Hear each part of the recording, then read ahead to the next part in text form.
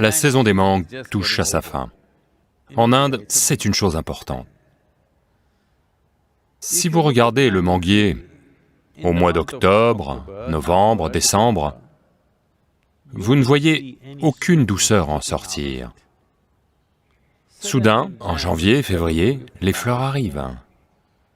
Elles ne sont pas aussi attrayantes que les fleurs du jasmin ou du rosier ou d'autres choses. Quelques toutes petites fleurs arrivent. Supposez que vous ne savez pas que c'est un manguier, et vous le goûtez, vous prenez une feuille et la mordez, c'est assez amer. Mais soudain, au mois d'avril, mai, d'énormes gouttes de douceur sont suspendues là, dans l'arbre.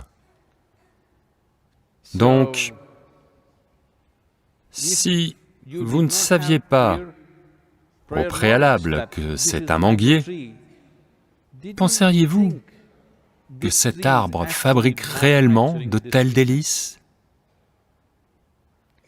Mais pensez-vous que soudainement en avril, ces douceurs sont apparues? Il a lentement fabriqué cette douceur, et il la révèle à une certaine saison. Mais ça a duré tout au long de l'année, n'est-ce pas? Les mangues n'arrivent qu'à une seule saison. Vous remarquez la douceur seulement à un certain moment. Cela ne veut pas dire que le manguier ne s'efforçait pas de travailler pour produire cette douceur.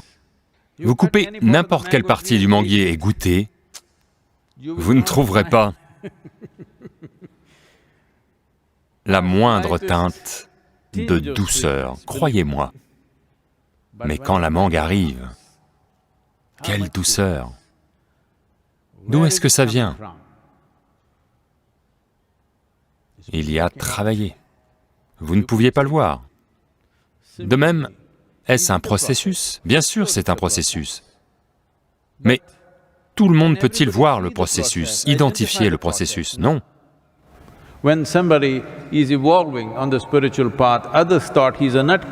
Quand quelqu'un chemine dans une démarche spirituelle, d'autres pensent qu'il est fêlé. L'un pense qu'il erre, l'autre que c'est un vagabond, un autre qu'il est autre chose. Mais quand la douceur arrive, tous ceux qui y goûtent réalisent que c'est une chose fantastique. Donc, rien dans l'univers ne se produit bang bang bang. Tout est un processus. Pouvez-vous identifier le processus? Pouvez-vous reconnaître le processus? C'est la question. Généralement,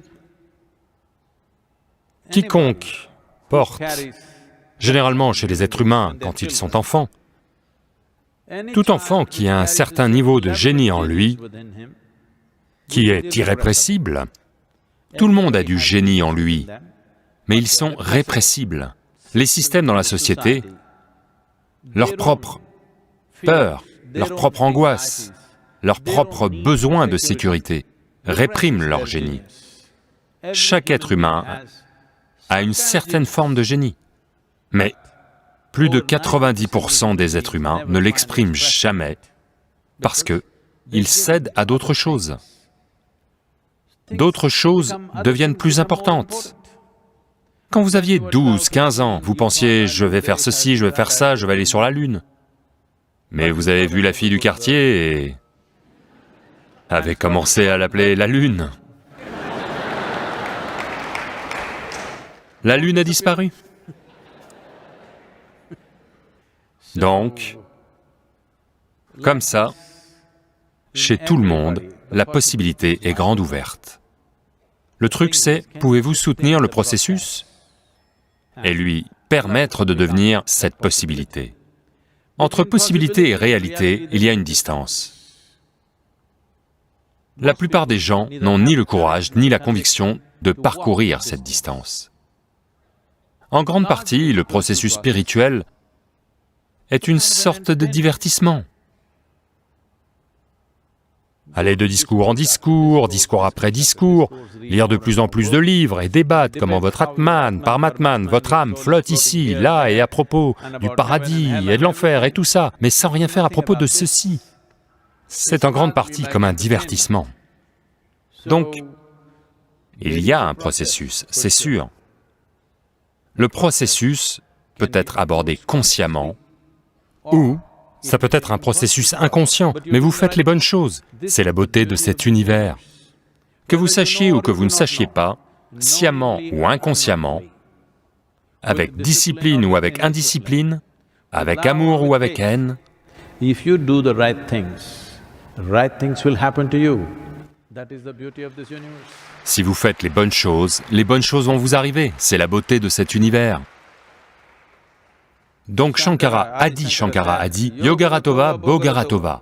D'une manière ou d'une autre, par le yoga ou le boga, d'une manière ou d'une autre, faites-le. D'une manière ou d'une autre, trouvez la vérité de votre nature intérieure, parce que ce que nous considérons comme la vérité est simplement ceci.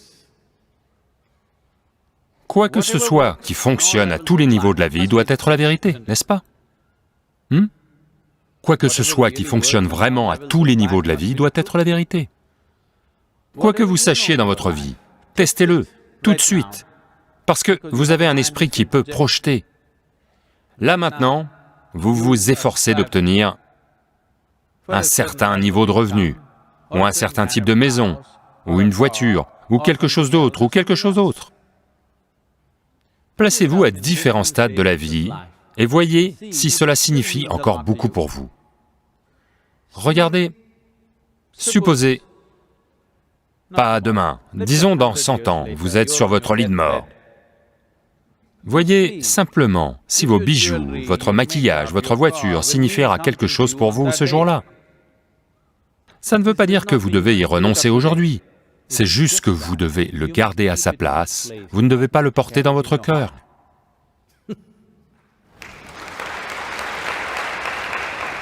Il y a une différence entre utiliser quelque chose ou être utilisé par quelque chose. La plupart des gens ne savent pas comment utiliser les choses qu'ils achètent. Les choses qu'ils achètent les consomment. Elles asservissent l'être humain. Quoi que vous vouliez utiliser, vous pouvez l'utiliser, ce n'est pas un problème. Mais le problème est que vous laissez ces choses vous utiliser. Ça, ce n'est pas OK. Donc, si vous faites juste attention à ne pas être utilisé par quoi que ce soit, vous comprenez le rôle limité que chaque chose a dans votre vie. Le rôle limité de votre éducation, le rôle limité de votre carrière, le rôle limité de votre mariage, le rôle limité de vos relations, le rôle limité de votre richesse, le rôle limité de tout ce que vous faites. Si vous comprenez où une chose commence et où elle se termine, alors vous n'avez rien à faire, le processus spirituel est en marche.